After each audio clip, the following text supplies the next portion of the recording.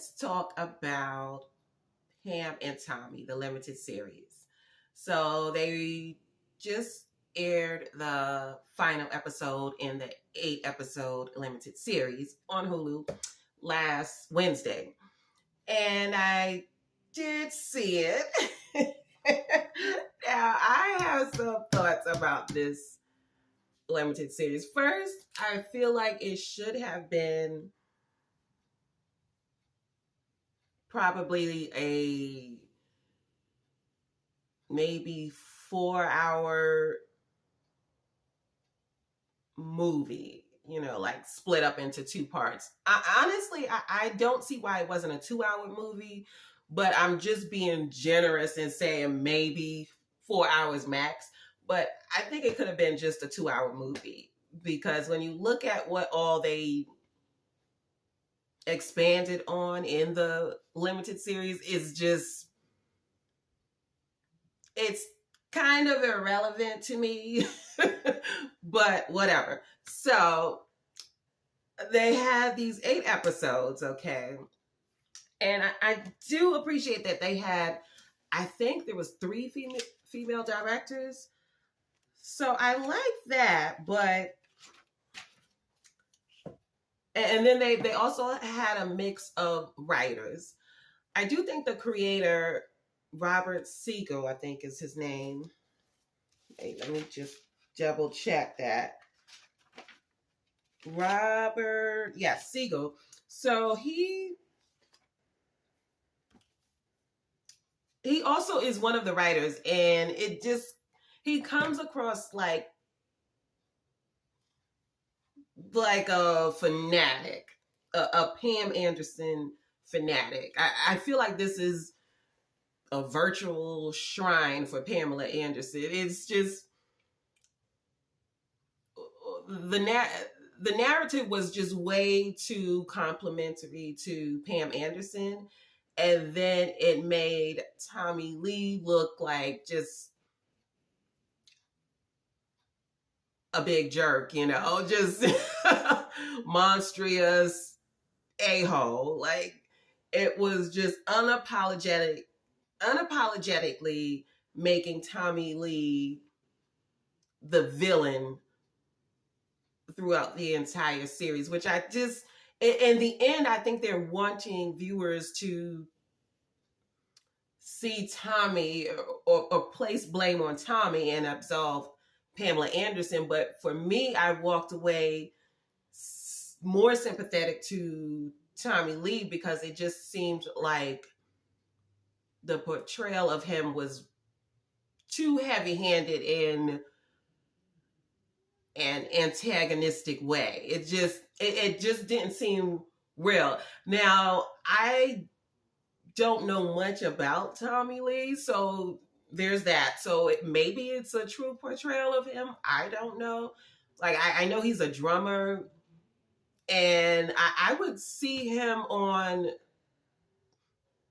like he would play drums. I remember in like the 90s and 2000s, he would play drums for like in hip hop. You would see him in hip hop performances on, award shows or whatever.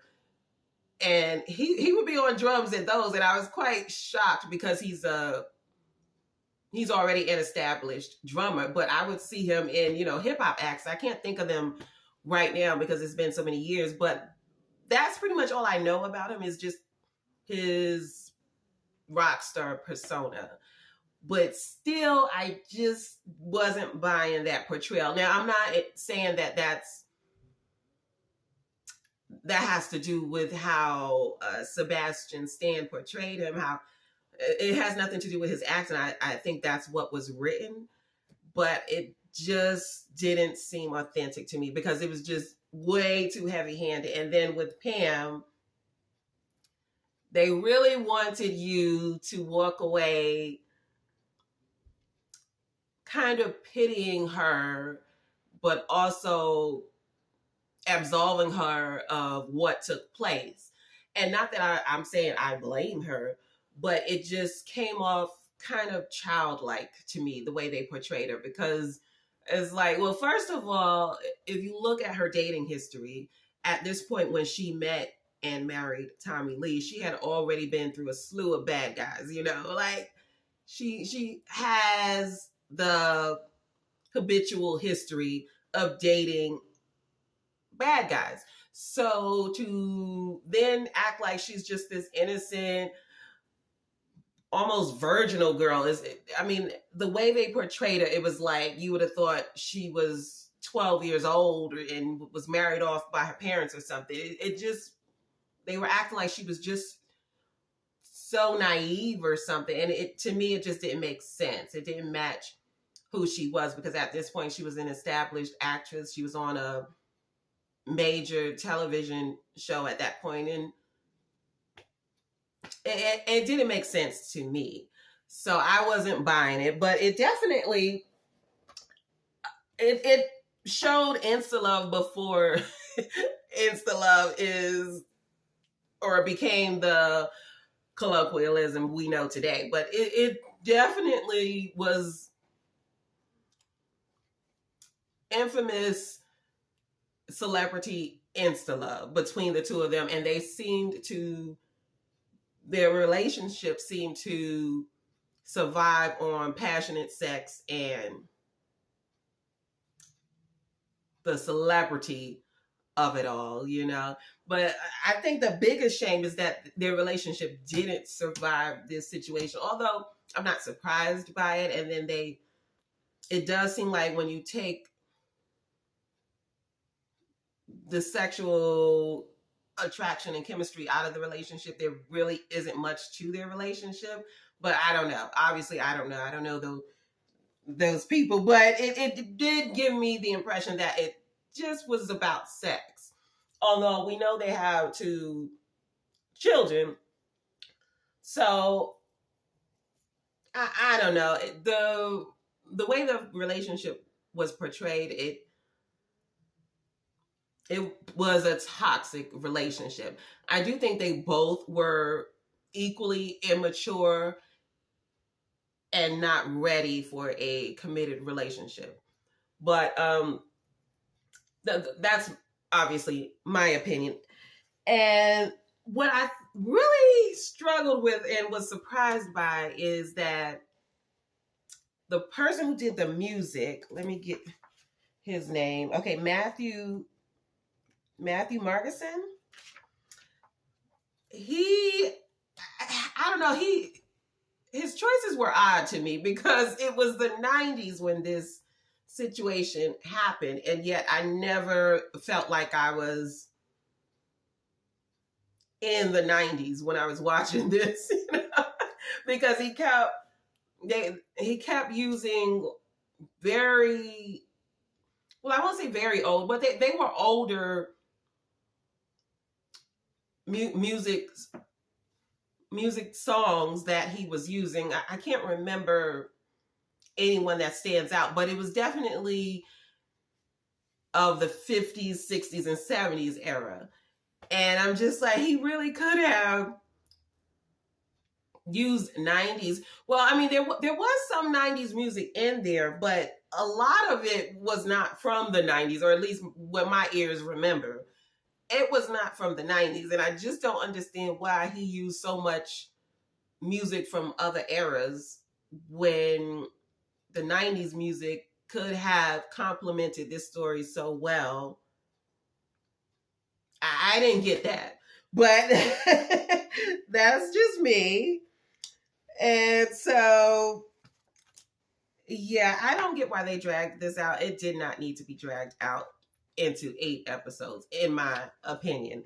And then I found myself bored quite often. I would say the first 2 episodes were really good. They really were wanting you, the writers and, you know, everyone, I think they really want you to align yourself with Pamela Anderson and then Rand Gauthier, or whatever his name is. But the redemption arc he got in the end, Rand, I wasn't buying that. So that's just my opinion. But no, I wasn't wasn't falling for it, okay? I wasn't sold on that. Now, how it ended, I guess that makes sense because Pam, I remember saying in an interview, the real Pamela Anderson, she did say that she never got any money, but yet she failed to mention, or at least in that interview that I saw, she failed to mention that she chose to give the rights to this company so that they can sell it. So she what they showed in the limited series, she gave up her rights, gave up the rights to the video so that this company could then distribute it online and they can sell it to the public and make a profit off of it. But I don't remember her ever saying that part in public. So that was news to me that I learned from the series. I don't know if that's true or not, but it makes sense with what she did say, which is that she never made any money off of it. So I don't know. I don't know about that. That seemed a bit odd to me. But hey, that was her decision then. And then I guess I do have to keep in mind that the internet wasn't what it was. The internet in the 90s wasn't what we know it to be today. So she probably didn't have the foresight to think that she didn't have the foresight to imagine what it would become. But yeah, so she gave away the rights, and then this company picked it up and they made a fortune off of it. But I do get her just wanting to be done with it. I think at that point it was becoming quite exhausting with the lawsuits, with multiple parties that she was suing, and she didn't come out favorable. So I imagine through litigation, she mentally must have been exhausted and just was ready to, wrap this up. Anyway, I didn't see the need for this to be 8 episodes. And I wish it would have been like a 2-hour movie. I think it would have been more interesting if it was a 2-hour movie. I think because they stretched it out, it just, to me, it was boring at times. And I didn't get the need for it to be 8 hours. But I think the cast, they did do a excellent job. Lily James and Sebastian Stan, I would say they played the role pretty well to my knowledge of the two celebrities, which is kind of, limited, but to me, they did a good job. And what's his name? Nick Offerman, he was so unrecognizable as Uncle Milty, and he was the standout performer in all of this, I would say, because he doesn't play that kind of role that much. And I think his character probably was the most authentic portrayals, because they weren't trying to paint him as anything different. Like, he was a con man. He was an opportunist, and he saw an opportunity to make some money. He took advantage of that opportunity, and then when it got hot, he disappeared. So, you knew the kind of person he was, and they weren't trying to tell you that he was something different. Whereas I think with I'll say with Pamela Anderson and Rand, they definitely were trying to show them as one thing, but I guess they were trying to make them more dimensional rather than a one note. But to me, I wasn't buying the story. So, but Seth Rogen, I think he did do a good job as Rand, but and I think I believe the story of him being sort of this guy that everyone kind of walks all over, and he's the nice guy who never quite wins in the end. I believe that about him, but trying to make him redeemable in the end, I just wasn't buying that. That's just my personal opinion about that. I wasn't believing that ending for him.